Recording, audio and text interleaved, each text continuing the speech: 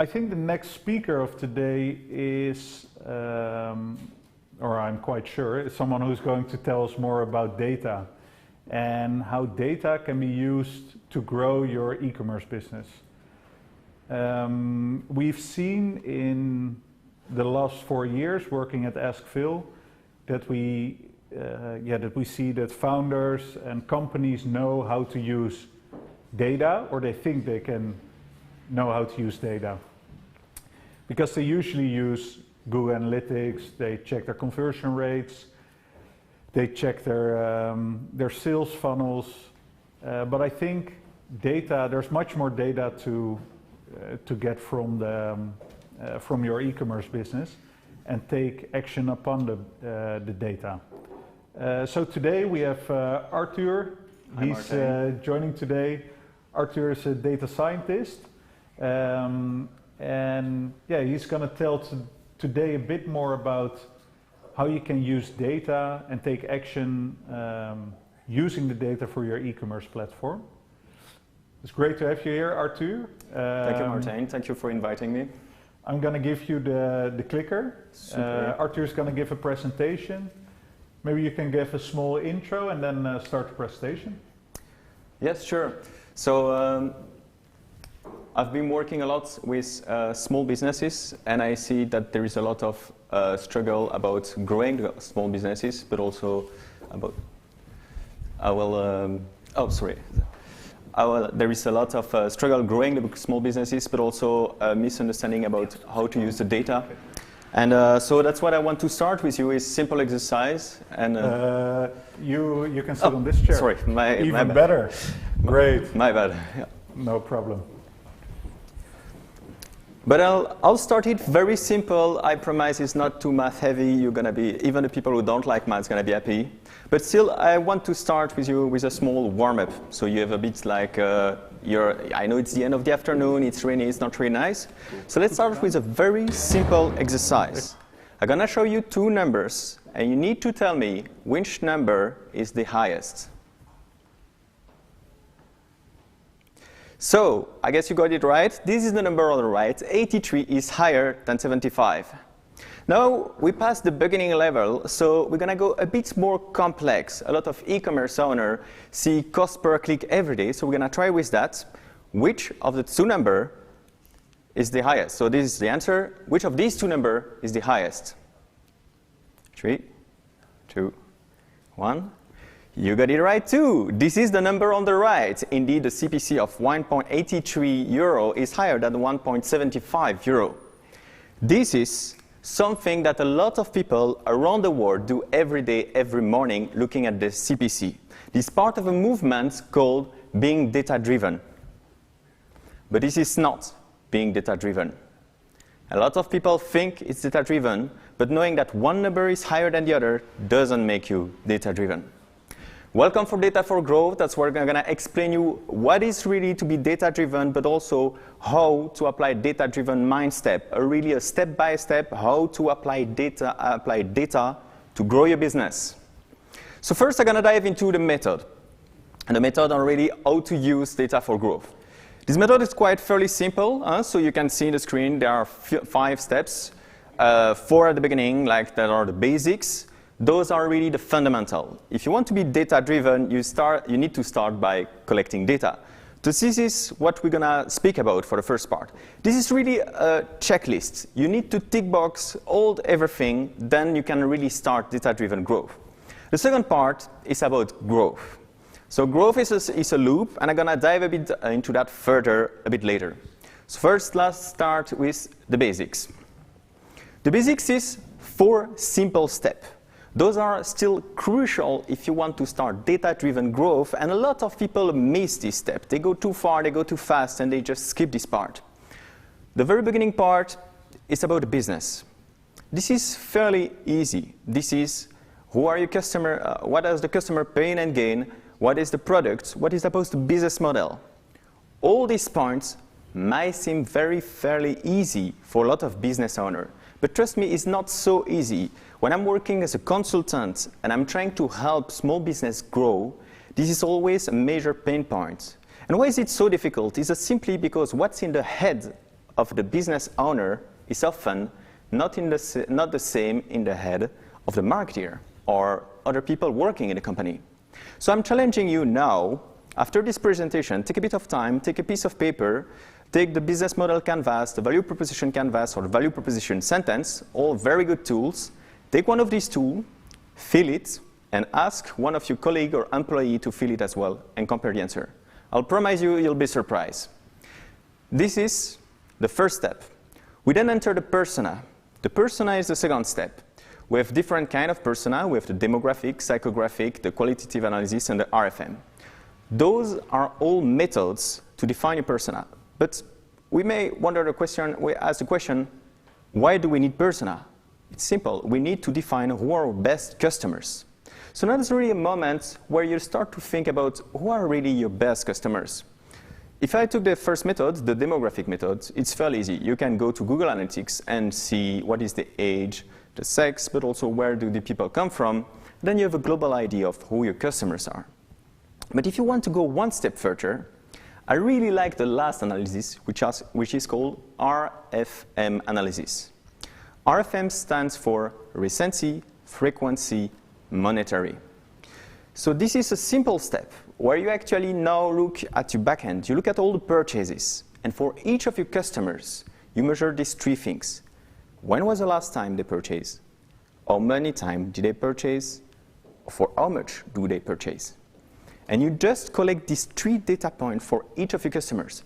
Very easy analysis. You can do that even with an Excel. And once you have this huge Excel with all your customers and the three data points, then you can directly see who are your best customers.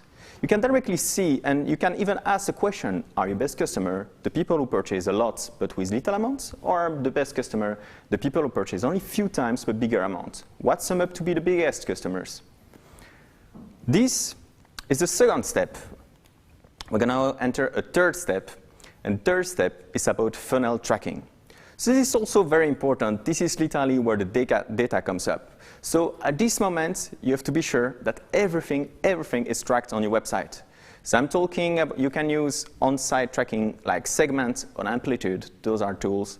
You can also use Hotjar. You can use Facebook Pixel, Google Analytics, Google Tag Manager, MailChimp. Everything needs to be tracked. The reason behind is that because if you don't have data and you don't track what's happening on your e-commerce, well, you cannot make data-driven growth. Last point, the one metric that matters. What metric to optimize? Is it awareness, acquisition, conversion, or retention? This is a very important point. You need to put on paper, before you really start this whole thinking process, this whole exercise, you need to put on paper what you want to optimize. Maybe for most e-commerce, that's fairly easy. What you want to optimize is the amount of purchase. But think about a newspaper. What they want to optimize is the amount of time people spend on the website. Or think about another kind of business like perfume as a service. What you want to optimize is the length that people purchase your product, the amount of months they spend purchasing your product. All right, this is the big picture. This might be a bit complex. Don't worry too much. If you're now taking notes, just let your pen on the table. I'll give a link at the end of the presentation where I'm going to give an infographic with a summary of all the information. You don't need to take note. We're going to give you an infographic about that later. So now we've talked about the basics. Those are the basics. And I give you a small example to help you really understand how you can apply these basics to your own business. This is a fictive example, and this is a very easy example, but I think it can help direct you and help you figure out what I meant. So this is the context. You are the business owner of a sustainable shoes e-commerce called Green Lace. Your best clients are 20 to 30-year-old inhabitants of Amsterdam. You have an e-commerce with many products, and you wonder how to grow your amount of sales. From this context, you can already see three different points. You can see that the e-commerce is about sustainable shoes e-commerce. So here you have the part about the business, which was the first part.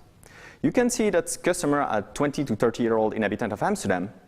Then you have the second part about the persona. Those are your best customers. And then you see that you want to grow the amount of sales. This is the last part, the one metric that matters. All right, we have 3 parts out of the 4, which is the 4th one was tracking. And let's say we tracked everything that happens on your website. You may see these kind of things. So this is a very simple analysis. What you see on the rear right is 100% of the customers arrive on your website. On the second step, you can see that 50% left and dropped before arriving to your product page. Then you have a minus 25% of the people to arrive to the cart page. And then it decreases until the final step, which is purchase. This is a very simple analysis. But look at the graphic. You can directly see where the pain points of the people are. You can directly see that there is a minus 25% from the people that go from the product page to the cart page. And this can already start your analysis. You have now data. You have a problem that is settled. You know already what you want to tackle. Let's go back a bit more to the theory.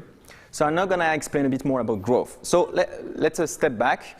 These were the 2 parts. We really spoke a lot about the basics, what you need to know. It's really like the checkbox that you need to have in order to start the data-driven growth. And now we're going to speak about the growth. Really, the growth loop, as we can call that. This is the moment where you actually use this insight to build growth. The growth loop is as such. There are 4 IDs: ideation, ranking, experiment, and analysis. I will go through all the points one by one. Let's start by ideation. In the ideation phase, what's happening is that you're all sitting together, the business owner, the developer, the marketer, all the people of the business, and you make a huge brainstorm. But it's not a random brainstorm. You first have presented all the analysis you've made. So you know exactly, for instance, that 25% of the people drop from the product to the cart page. So you know this is a problem you want to tackle. You make a brainstorm session. And we all take Post-it, you all put Post-it on the wall. You make a usual plenty of Post-it. That is the first phase. No barrier, everybody drops these ideas. The ideation is a process that I see in a lot of business done through guessworking. A lot of people don't even know the problem. They jump in ideation. Everybody suggests this idea. So that's what usually I see. Usually it's guesswork. Here, we want to make it baked by data. So we want to use the analysis to fuel this imagination and creativity. In the future, you can also use machine learning, which I particularly love, I'm very fond of, and that's my field of research, but we'll let that out of the picture for the moment. So let's go back to our green lace. This is the result of the ideation. So you say, I think that people don't know what to choose. Let's highlight the best-selling products on top of the page. So this is the idea you suggest to cope with the amount of people who go from products to the cart page. I think differently. I think that the product images are too small and people don't know how to pick the product because they don't see it. So we have now 2 IDs. Let's say you have a real ideation, you will have thousands of IDs, but let's limit ourselves to these 2 IDs. You have these 2 IDs, they're all posted on the walls. And now comes the second step, the ranking. In the ranking, we're going to take all the IDs and we're going to decide on criteria. We're going to literally rank them. We want to judge this ID based on specific criteria and put some above the others.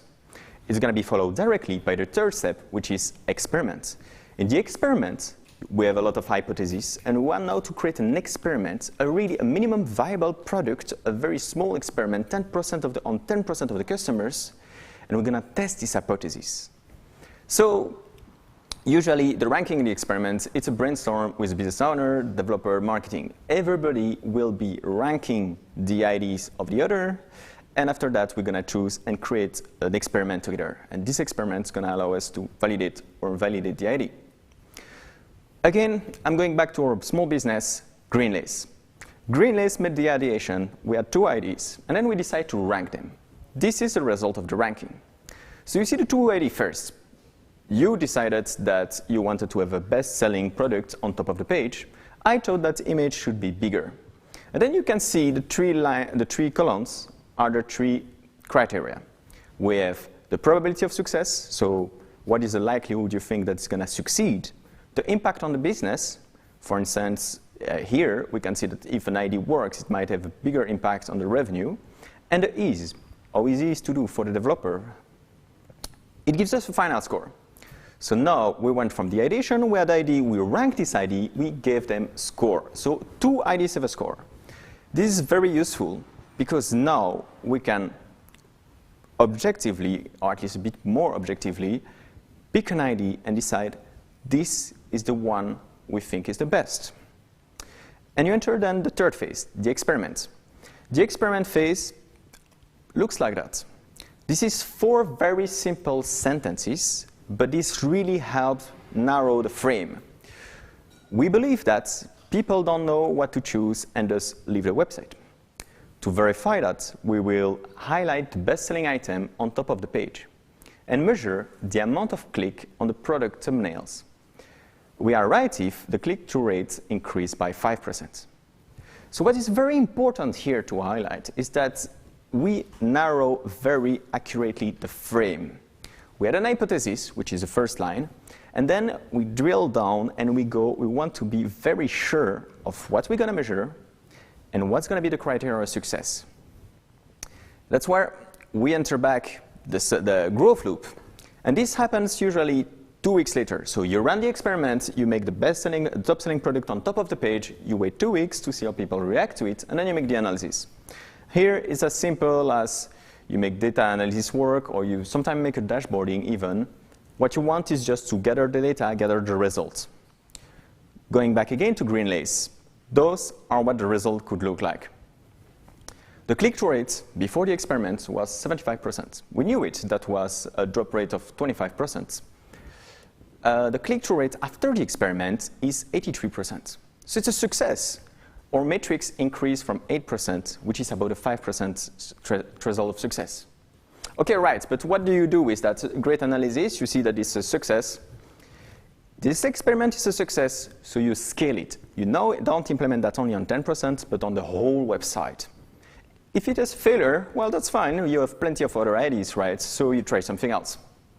The key is speed in iteration. You need to try an idea every 2 weeks. And it might seem a lot, but it's really how business evolves. If you look at all the big tech companies, that's really what they do. The key is speed in iteration, trying plenty of ideas, trying all the potential opinion and ideas you have, and that's how you grow. So to come back on the growth loop, this is really what we had. We went from the ideation where we define a problem and we say, okay, that's the idea, we put a post-it on the wall. Then after that, we went for the ranking moment where we gave a score to the idea. We went to the experiment where we define the frame of the idea. We say that is what we're going to measure. Then we make the experiment. We make it 2 weeks later and we have the analysis. Okay, right. That was a 20-minute talk to arrive to this conclusion.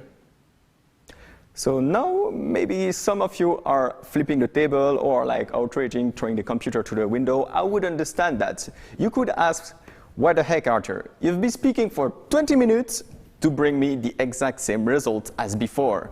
And now, even more, I pretend that this is data-driven marketing. You can flip the table once more time. You can be outraged, but let me explain you. What is the difference between the 83 is above 75 that we saw at the beginning, and that was not data-driven marketing, and this 83 is above 75 that we see now, and this is data-driven marketing? Where is the difference? The difference is the time we spent. Data-driven growth is about defining the question first, then answering by numbers. So the 20-minute talk I've just made here is not a waste of your time. It's simply a 20-minute talk where I spent the time to define the question we wanted to answer with green lace. And that is exactly the point of data-driven marketing. If you just look at numbers and say that one is above the others, you have no actionable insight. You don't know what to do. Should you increase the campaign? Should you stop the campaign? You don't know. But if now you first define the question very accurately, define what you want to measure, and then once the question is defined, you answer that by an experiment and by numbers, that is data-driven marketing. That is bringing you actionable insight. You know it's a success, you know what you need to do, you need to scale it to the whole website. You know it's a failure, you know you need to throw it in the bin.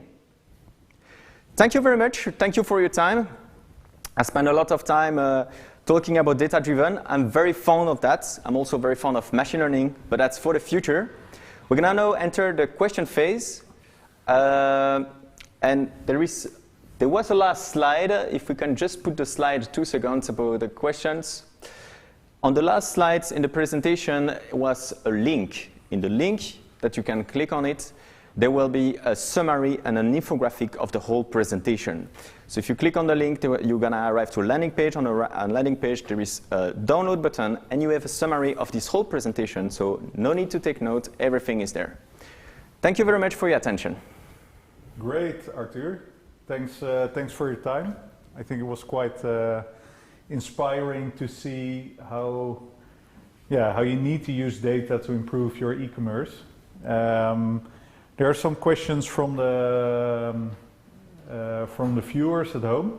Yep. We had one question: where does the 5% comes from to define the experiment as successful, and how do you define a reasonable percentage?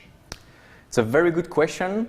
So when you start at the beginning and you're think about your experiments, it might be very arbitrary. We are here thinking about 5% because we can say we want it to be statistically significant. So if the percentage is too low, you don't really know if the experiment had an effect.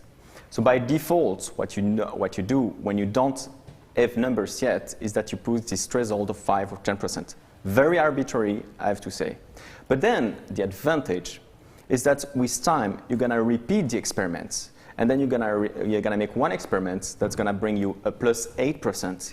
You know that the follow-up experiment gonna have to be above this 8% that you already got in the past experiment.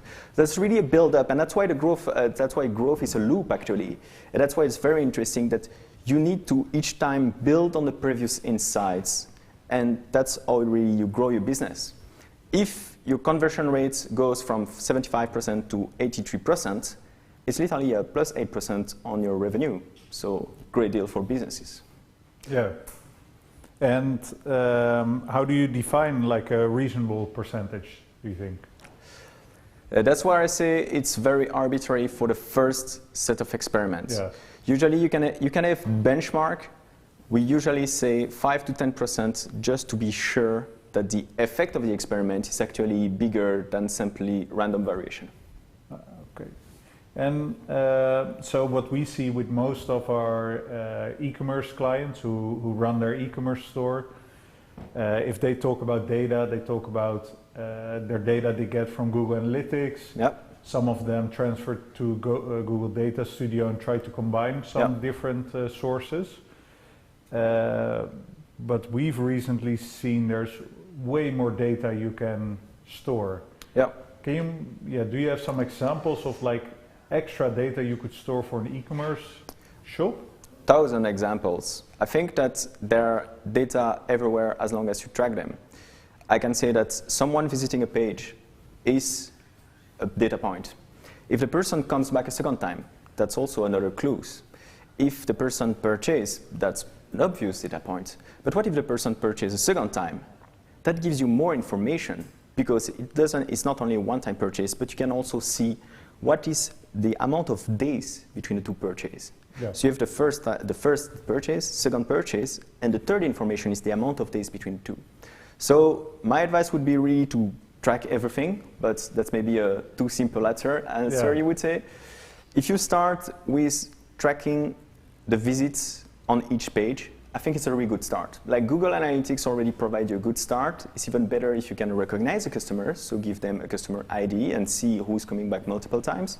And if you can couple that with a purchase, that's even gold.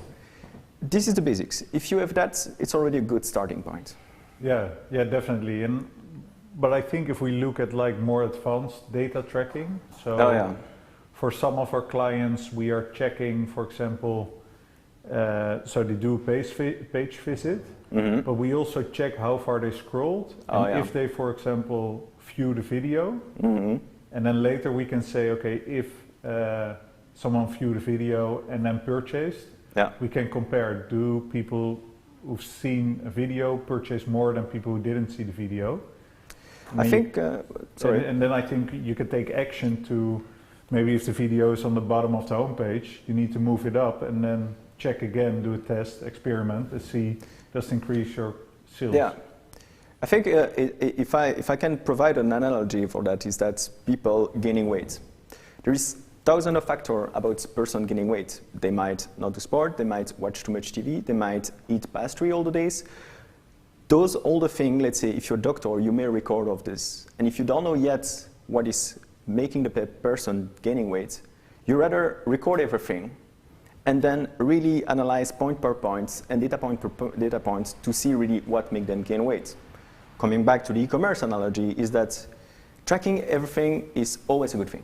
I would say the more you track, the better, because it's in this you're gonna see correlation with data. Maybe you don't see it at the beginning. You track and you don't know why. And funny, actually, the big tech company, that's exactly what happened. Google and Facebook, they track everything, but they don't know why they do track yet. And then finally, sometimes they say, hey, what about maybe people who are actually watching the video, they purchase the product. But if they didn't record how many people watch the video, they cannot infer that, so they're stuck. So I think really my advice would be tracking all the page is a good step.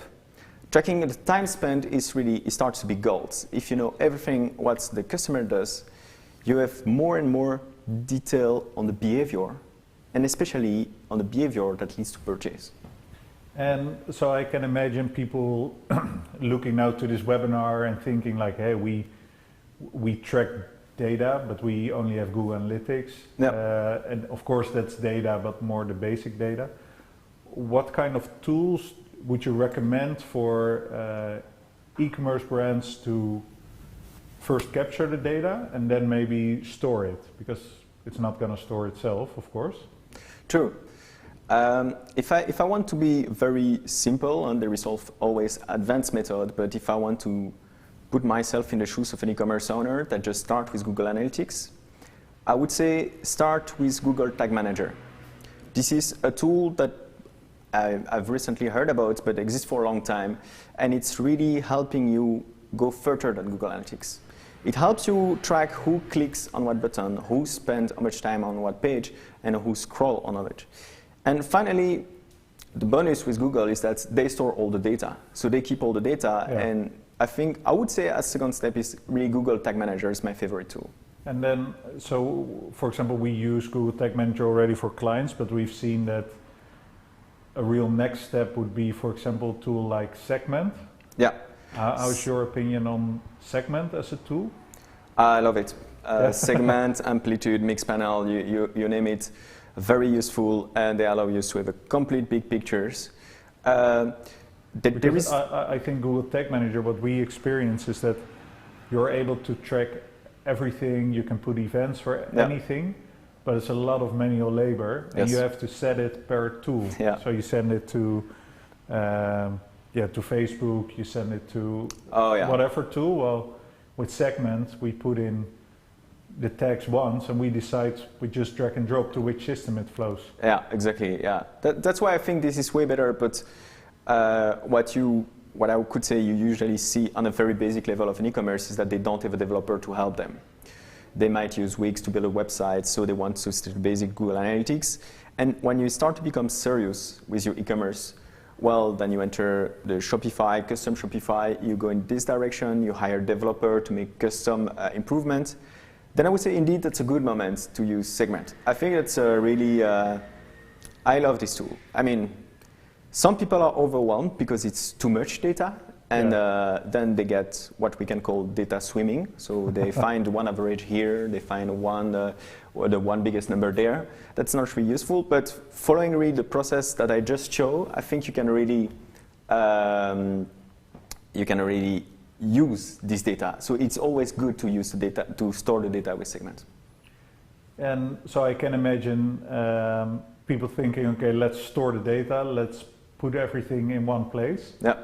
But then next step is like, how can we take action based on the data? And that's the next step.